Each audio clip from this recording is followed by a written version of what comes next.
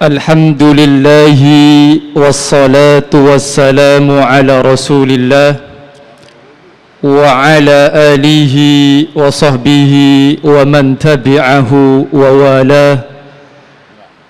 La hawla wa la quwata illa billah, amma ba'd.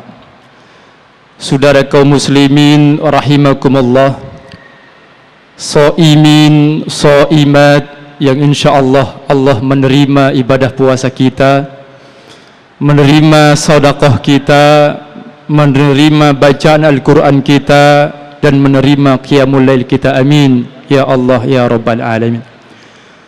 Hadirin yang berbahagia, di kesempatan singkat ini Ana Al-Fakir ingin menyampaikan suatu permasalahan yang masih saja kerap ditanyakan oleh sebagian kita. Permasalahan ini sering dijumpai di majlis ta'lim maupun di radio yang Al-Fakir menjadi narasumber. Apa pertanyaannya, hadirin yang berbahagia? Pertanyaannya begini, Bapak Ibu yang dimuliakan Allah. Ustaz, sampai enggak kalau saya sedekah untuk orang tua saya yang meninggal dunia? Pertanyaan ini sederhana, Ibu hadirin yang berbahagia, tetapi sangat penting untuk dijawab. Karena bermula dari sini, beberapa umat Islam tidak akur. Sedangkan seharusnya umat Islam bisa urun rembuk dan satu pemahaman. Saya tidak menjawab dengan hadis-hadis yang derajat hadisnya lebih rendah. Sebut misalkan Imam Ahmad, atau di atasnya Imam Baihaqi, di atasnya lagi Imam Nasai, Imam Abu Daud, bahkan Imam Muslim. Untuk sementara ini kita kesampingkan hadis-hadis itu meskipun sahih. Saya hanya akan menggunakan hadis-hadis riwayat Imam Bukhari dalam sahihnya. Kalau kita konsekuen mengikuti salaf, mari kita ikuti pendapat salaf ini. Mari kita ikuti Rasulullah. Apa kata baginda Rasulullah dalam hadis sahih riwayat Imam Bukhari ini tentang sholat?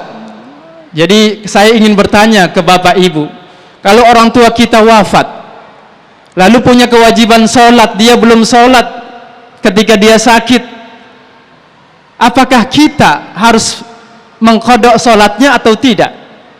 Pak, dibiarin begitu aja apa kita qadha sholatnya, Bu? Kata baginda Rasulullah, qadha sholatnya. Hadis ini ada dalam riwayat Imam Bukhari dalam bab man mata wa alaihi nazar, siapa yang meninggal dunia dan punya kewajiban nazar.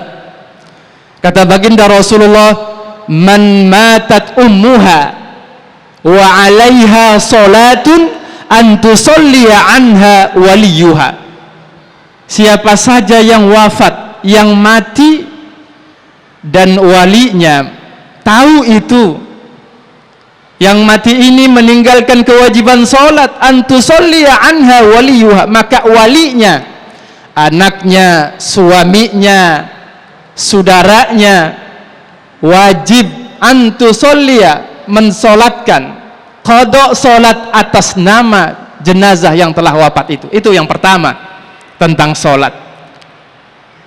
Dalam masalah zakat, Sa'ad bin Ubadah dalam hadis riwayat Imam Bukhari dalam sahihnya, bab al-ishhad fil waqafi was sadaqah, pada bab kesaksian untuk berwakaf dan bersedekah. Sa'ad bin Ubadah ini berkata, ya Rasulullah, ummi tuwfiyat, wahai baginda Rasul, ibuku wafat, wa ana ghaibun anha, tetapi di hari wafatnya aku tidak ada di tempat. Ana ghaib, hal yanfa'uha in tasaddaqtu anha, apakah ada manfaatnya jika aku bersedekah atas namanya? Apa kata baginda Rasulullah, Bu? Naam, kata Rasul, iya. Apa kata Sa'ad bin Ubadah?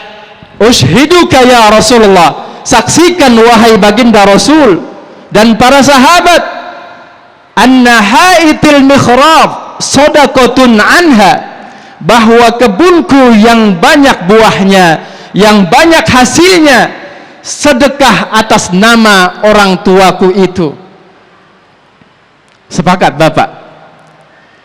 Kata Siti Aisyah, Rasulullah huwal Quran, Rasul itu adalah Al-Quran yang berjalan. Jadi apa yang ada di Al-Quran dijelaskan. Kalau kita sayang sama orang tua kita, sayang sama bapak kita, mungkin dulu orang tua kita hidup susah Bapak, tidak seperti kita saat ini. Karena susahnya dia bertani, dia kerja buruh bangunan, dia tidak sempat berpuasa, dia tidak sempat sholat. Kalau kita mengaku anak yang soleh, maka kita harus membayarkan fidyah atas puasa-puasa yang ditinggalkan oleh orang tua kita dulu yang telah wafat. Itu kalau kita anak yang soleh. Bagaimana fidyahnya? Sehari, kata baginda Rasulullah, 3 mud. 1 mud itu seraup penuh. Kalau diuangkan 3 raup penuh ini zaman sekarang, ya, karena makan itu bukan cuma nasi, ada launya, itu senilai makan sehari semalam, artinya 3 kali, kurang lebih 20.000. Kalau makan biaya sarapannya 5.000, biaya makan siangnya 7.000, biaya makan malamnya 8.000, pas 20.000. Maka itu fidyahnya untuk 1 puasa yang ditinggalkan. Lalu begitu juga dalam namanya haji, hadis yang terkenal, belum lagi tentang hadis Syubrumah tentang badal haji. Di sini kita hanya ingin menggambarkan bahwa banyak amalan-amalan yang tidak dikerjakan oleh individu bersangkutan, tetapi pahalanya sampai kepada orang yang telah meninggal dunia. Ini hadis tidak tanggung-tanggung, hadis riwayat Imam Bukhari dalam sahihnya. Belum lagi tentang hutang Bapak Ibu yang berbahagia. Hadis terakhir ini, karena waktu yang membatasi kita, apa kata baginda Rasulullah dalam hadis yang sahih dalam bab man mata wa alaihi dainun, pada permasalahan siapa saja yang wafat dan dia meninggal dunia, jaza ala rajuli ayyaqdiyahu, maka seseorang boleh membayar hutangnya. Bagaimana hadis ini Bapak yang berbahagia? Kunna julusan 'inda Rasulillah, suatu ketika kami sedang duduk-duduk, kata sahabat, bersama Rasulullah. Id utiya bi janazatin, ketika itu tiba-tiba didatangkan jenazah. Lalu sahabat berkata, qalu ya Rasulullah sholli 'alaiha, ya Rasul, tolong engkau solatkan jenazah ini. Tapi Bapak, apa kata Rasulullah? Rasulullah tidak langsung mensolatkan.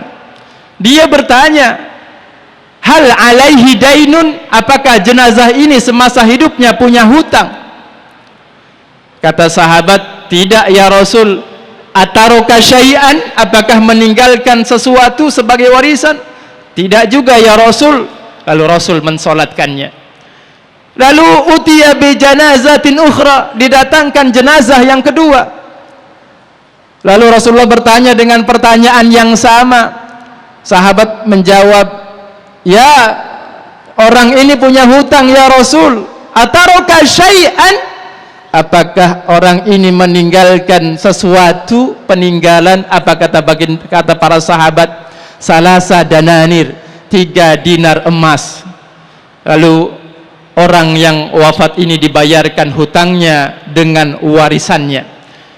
id utiya bi janazatin salisa, lalu datang jenazah yang ketiga. Ternyata Bu, hari itu orang mati antri, banyak yang mati. Bayangin, sampai 3 jenazah. Kata sahabat, kalau ya Rasulullah sholli alaiha, ya Rasul tolong solatkan jenazah ini. Rasul kembali bertanya, alaihi dainun, apakah jenazah ini punya hutang semasa hidupnya? Qalu na'am, iya ya Rasul punya hutang. Ataraka syai'an, apakah meninggalkan sesuatu sebagai warisan peninggalan dia? Qalu la ya Rasulullah, tidak sama sekali. Apa kata baginda Rasulullah? Udah sallu alaih, udah kalian aja yang mensolatkan, kata baginda Rasulullah. Tuh Bu, Bapak hadirin yang berbahagia, kalau kita punya hutang harus dilunasi. Sampai Rasul tidak mau mensolatkan. Itulah pentingnya melunasi hutang, karena dalam hadis dikatakan orang yang wafat hutangnya belum dilunasi padahal dia mampu untuk melunasinya, amal-amalnya tergantung antara langit dan bumi. Lalu apa kata Abu Qatadah mendengar saudaranya yang muslim? Nih perhatikan Bapak Ibu yang berbahagia, Abu Qatadah bukan saudaranya, artinya bukan saudara satu darah, tapi saudara satu iman. Sebagai orang lain dia kesian. Apa kata Abu Qatadah? Ya Rasulullah, sholli alaiha wa alayya dainuhu, tolong ya Rasul solatkan jenazah ini dan saya yang menanggung hutangnya. Baru Rasulullah mau mensolatkannya.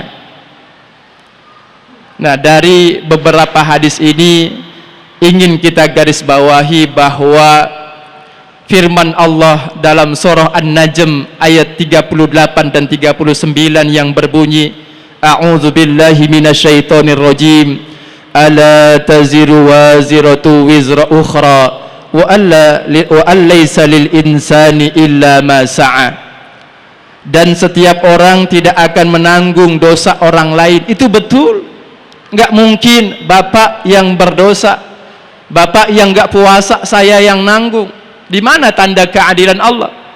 Wa allaysa lil insani illa ma sa'a. Dan setiap orang mendapatkan balasan berdasarkan apa yang dia lakukan. Itu juga betul.